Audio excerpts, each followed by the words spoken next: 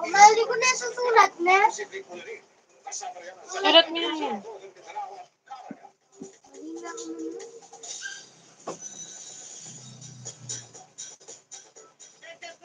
Kilig at tayang natin ang pagpusat Sparkle Stars sa iba't ibang festival sa Luzon at Visayas.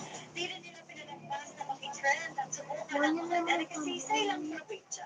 Yan ang tinutukan ni Claire na Manilaw ng GMA Regional TV1 North Central. Gaya ng mga nagdadandang mga bulaklak, ang mainit na pagkakal na sinalipon ng mga kapuso cast ng Jimmy Pride series na Asawa ng Asawa Ko. Sa Jimmy Regional TV Kapuso Fiesta sa Parang Festival sa Baguio City. Bigay pa ito si Kapuso Total Heartthrob River Cruise sa kanyang song numbers na nagpumabaw sa energy. Hindi na palagi sa masayang vibe si Kapuso actress Jasmine Curtis Smith. Night and beautiful performance din ang hatid ni Liza Lopez. Habang muli ang hatid ni Kapuso actor sa pagpapasaya, sinulit din nila ang pamamasyal. Isa sa kanilang medisina ang Bad Museum. Ano ba natutunan sa kanila? Especially yung Thank you po, Honey BYTV. Sa inyo po ba lahat to?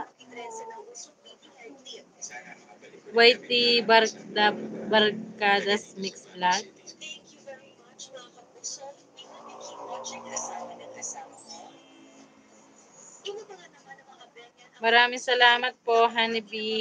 Festival YTV V. pero mas naging mahulay sa mga kwela at makulit na mga hirit ni Jason Gaiza na nagsilbing host. Nakipagsabayan din ang mga Benyan sa pag-games.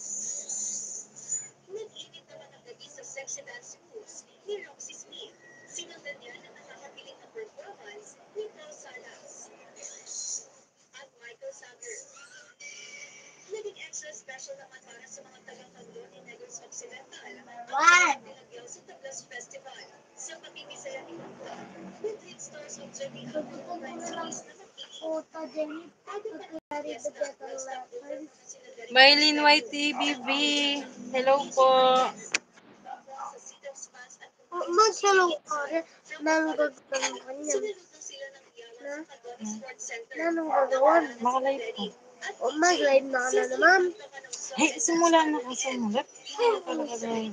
Parang naman, mapag-live. Puso natin dito sa Canton, grabe talaga sila, ang energy nila. Diba? Sarap mag-perform, and masasarap ang mga food nila. Sana makabalik ulit kami dito.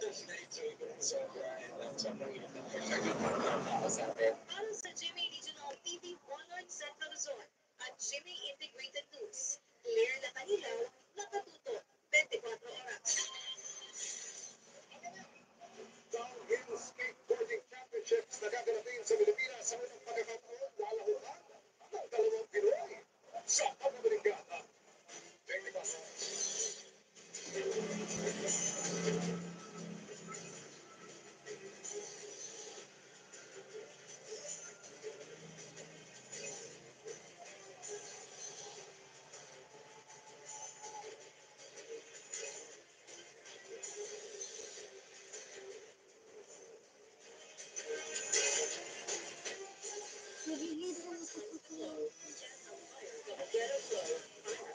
Dapat yan ko pa may start pag galit tayo sa gano'n na.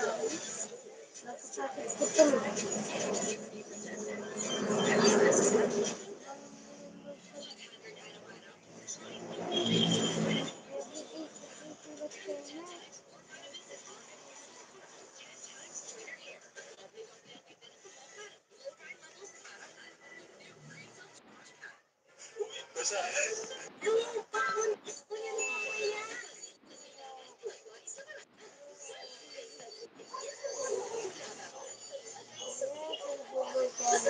Salamat po, Wildflowers, YTV V.